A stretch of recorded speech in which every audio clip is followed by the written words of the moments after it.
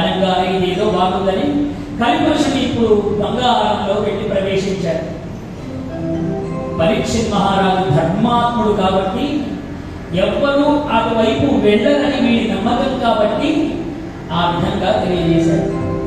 ఒకనాడు పరీక్షిత్ మహారాజు లోకంలో ఉన్నటువంటి ప్రజలందరూ సుభిక్షంగా ఉన్నారా లేదా చూడాలని, నేను రాజును కాబట్టి అందరినీ చూడాలని నెత్తి మీద బంగారు కిరీటమును పెట్టుకుని ఆయన అడుగులకు బయలుదేరాడట. ఎందుకోసం బయలుదేరాడో తెలుసా? ప్రజల సంరక్షణ కొరకు బయలుదేరాడు. ఏమి సంరక్షణ కొరకు బయలుదేరాడు? క్రూర మృగాలను వేటాడటానికి వెళ్ళాడు. చూడండి, పరీక్షిత్ మహారాజులో కాలక్రమంలో ఈ మార్పు కలిగింది. ఎందుకు కలిగిందో తెలుసా? ఎప్పుడైతే పరీక్షిత్ మహారాజు ఈ 4 చోట్ల కలిపురుషుని ఉండమని చెప్పాడు, కావాలంటే బంగారంలో ఉండవయ్యా అని చెప్పాడు. కలిపురుషుడు చూస్తూ ఉన్నాడ. ఎవరైనా ఈ నా యొక్క ప్రభావానికి లోను కాకుండా ఉంటారా అని చూస్తూ ఉంటే, పరీక్షిత్ మహారాజు పరిపాలన చేసేటప్పుడు ఏ ఒక్కడు బంగారం మీద ధ్యాస లేదు, ఏ ఒక్కడు జూదమాడడానికి వెళ్ళడం లేదు, ఏ ఒక్కడు వేశ్యల దగ్గరికి వెళ్ళడం లేదు.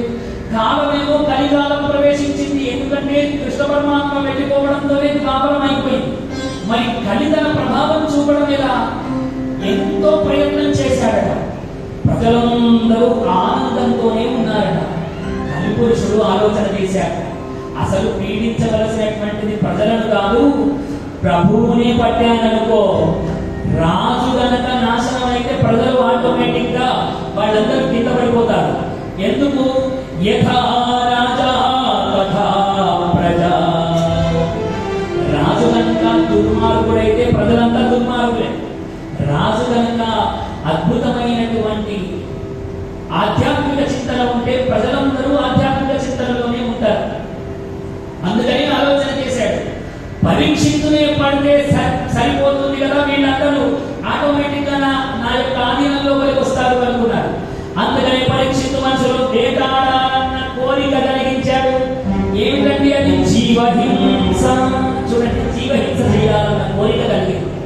కలగగానే నేను రాజును కాబట్టి ధనుర్బాణములను పట్టుకున్నాడు. నెత్తి మీద బంగారు కిరీటం పెట్టుకున్నాడు. ఏమిటి? కలిపురుషునే నెత్తి మీద పెట్టుకున్నాడు. ఇప్పుడు వేటాడడానికి అడవికి వెళ్ళాడు. వేటాడి వేటాడి వేటాడి పరీక్షిత్ మహారాజు బాగా అలసిపోయాడు. అలసిపోయి అడవిలో అటు ఇటు అంతా వెతుకుతూ ఉంటే ఒక చోట శమీక ఋష్యాశ్రమము, శమీకుడు అన్న ఋషి యొక్క ఆశ్రమం ఒకటి కనిపించిందట. ఆ ఆశ్రమానికి వెళ్ళాడు. బాగా ఆకలి దాహం కలుగుతూ ఉన్నది. ఎర్రటి ఎండలో అలసిపోయి వచ్చాడు. రాగానే అక్కడ శమీకుడు ధ్యాన ముద్రలో ఉన్నాడట. కళ్ళు మూసుకొని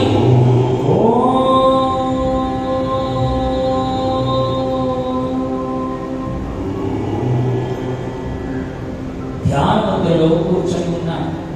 ఎంత ధ్యానం చేస్తున్నాడంటే తన శరీరం గాలిలో సగభాగం తేలిపోయి ఉన్నది.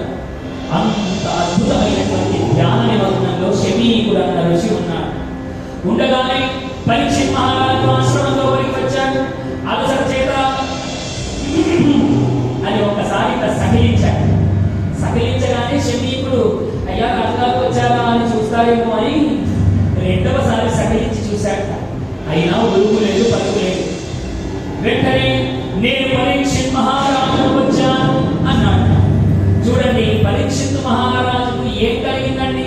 నేను అహంకారము కలిగింది. దేని వల్ల కలిగింది? కలిపురుషుడి యొక్క. కలిపురుషుడికి వీడి యందు కలిపురుషుడున్నాడు అని చెప్పడానికి మొదటి లక్షణమే నేను అని ఎవరైతే అంటాడో వాడు కలిపురుషుడికి లోనైనట్టే.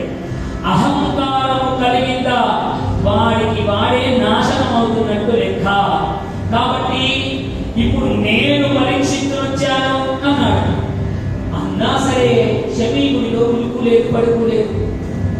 ఒకంత గద్గదమైనటువంటి స్వరం చేత, ఓ శివయ్య, నేనయ్యా పరీక్షిత్తు వచ్చాను అని గట్టిగా పలికాడు.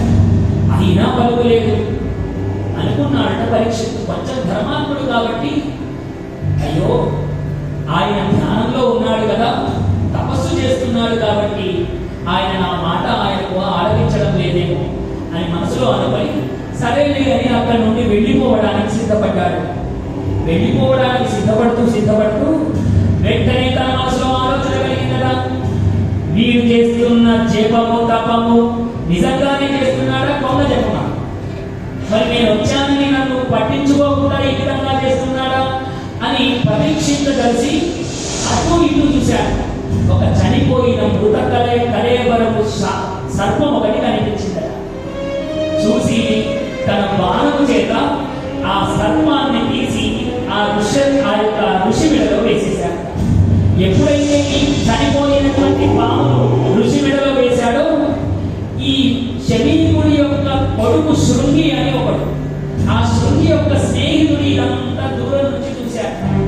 చూసి నదీ తీరంలో స్నాన సంధ్యాలు చేస్తున్నటువంటి శృంగి దగ్గరికి వీడు పరిగెత్తుకుంటూ వెళ్ళి, ఒరే ఒరే శృంగి శృంగి శృంగి, ఎవడో మహారాజు మీ నాన్నగారి మెడలో చచ్చిన సర్పాన్ని వేశాడురా అనే వార్తను తీసుకువెళ్ళి చెప్పాడు. చెప్పగానే నా తండ్రి మెడలో సర్పాన్ని వేస్తాడా అని వెంటనే ఆ నదిలో దిగి కొంగు వరకు నీళ్ళలో మునిగి ఆచమనం చేశాక, ఏ దురాత్ముడైతే నా తండ్రి మెడయందు చచ్చిన సర్పమును వేసెను, నేటికి 7వ దినముల తక్షక మహాసర్పకాలు చేత మరణించుగా అని శాపాన్ని ఇచ్చాడు. ఎవరైతే చచ్చిన సర్పాన్ని వేశాడో నేటికి 7వ నాడు వాడు సర్పము తక్షక మహాసర్పము కాటు చేత మరణించుగాక అని పరీక్షిత్ మహారాజు శాపాన్ని ఇచ్చాడు. వెంటనే విరవిరా నది నుంచి శృంగి తన తండ్రి గారి దగ్గరికి వెళ్ళాట. నాన్నకు అర్ఘ్యపాద్యాలు ఇచ్చి నమస్కారం చేస్తే శమీకుడు ధ్యానం నుంచి బయటకు వచ్చాడు. కాగానే శృంగి ఏడుస్తూ ఉన్నాడు. ఏడుస్తూ తండ్రి మెడలో ఉన్నటువంటి ఆ మృత సర్పాన్ని తీసేశాడు. నాన్న, మీ మెడలో ఎవరో దురాత్ముడు మహారాజట, వాడిని చూస్తే రాజులాగా ఉన్నాడట, వాడు నీ శరీరం పైన నీ మెడలో మృత సర్పాన్ని వేశాడు. అందుకనే నాన్న, నేను వాడిని 7 రోజులలో తక్షక మహాసర్పం కుట్టి చనిపోవుగాక అని శపించాను నాన్న అన్న వార్తను తెలియజేశాడు. శమీకుడు దివ్య దృష్టి చేత ఎవరు వేశారో కనుక్కున్నాడని. కనుక్కొని వరేశుడికి ఎంత పని చేశావురా, పరీక్షిత్ మహారాజు నువ్వు శాపాన్ని ఇచ్చావురా. నేడు పరీక్షిత్ మహారాజు ఉన్నాడు కాబట్టే మనం ముక్కు మూసుకొని తపస్సు చేయగలుగుతూ ఉన్నాము. ఆ పరీక్షిత్ మహారాజే కనుక ఈ లోకాన్ని విడిచిపెట్టి వెళ్ళిపోయిన నాడు అసలు ఋషి లేదు, ఋషి దీక్ష లేదు, ఋషి తపస్సులు లేవు, ఈ లోకమంతా కలి ప్రభావం అయిపోతుందిరా. ఒరే ఎంత పని చేశావురా అని మందలించాడు. అయినా కాలం బలీయం. ఒక్కసారి ఋషిక మండలము నుండి శాపము వెళ్ళిందా అది జరిగి తీరవలసిందే. అంత అద్భుతమైన అనుష్ఠానం వారిది. అందుకని ఈ శమీకుడు చెప్పాట, ఒరే శృంగి, నువ్వు శాపం ఇస్తే ఇచ్చావు కానీ పరీక్షిత్తుకు వెళ్ళి చెప్పు, నేను నీకు ఫలానాలు మీ పని చేసినందుకు ఎందుకు చనిపోతున్నాడో వారికి తెలియాలి కాబట్టి నువ్వు వెళ్ళి చెప్పరా అన్నాడు. ఇప్పుడు ఈ శృంగి వెళ్ళాడు పరీక్షిత్ మహారాజు దగ్గరికి. వెళ్ళి, అయ్యా పరీక్షిత్ మహారాజా, నేను నిన్ను ఫలానా శపించానయ్యా నువ్వు చేసిన పనికి అని చెప్పగానే నిజంగా మన పక్కింటి వాళ్ళు వచ్చి, మీరు మమ్మల్ని బాగా కష్టపెట్టిన కారణం చేత నిన్న మేము మా ఇంట్లో ఒక యజ్ఞం చేశాం, మీరు సర్వనాశనం కావాలని వచ్చి చెప్పిపోయారనుకోండి, వాళ్ళ కడప కూడా దాటనివ్వరు మనం కదా. ఆ యజ్ఞ ఫలితం రాకముందే మన ఫలితం తేల్చేస్తారు వాళ్ళు. నువ్వు చనిపోదామని శాపం పెట్టానురా అని వీడు వచ్చి చెప్తే 2 కాళ్ళు కడిగి ఆ నీళ్లు నెత్తి మీద జరుపుకున్నాట పరీక్షిత్ మహారాజు. చూడండి, ఇదంతా అద్భుతమైన ఘట్టము. ఎందుకోసము ఈ విధంగా జరిగింది అంటే, ఎవరైతే నిజమైన విష్ణు భక్తుడు, నిజమైనటువంటి విష్ణు భక్తుడు ఏం ఆలోచిస్తాడు అంటే, తనకు అపకారం చేసిన వారికి కూడా ఉపకారం చేయాలని చూస్తాడు తప్ప ఎన్నడూ ఒకరి నాశనాన్ని కోరడు.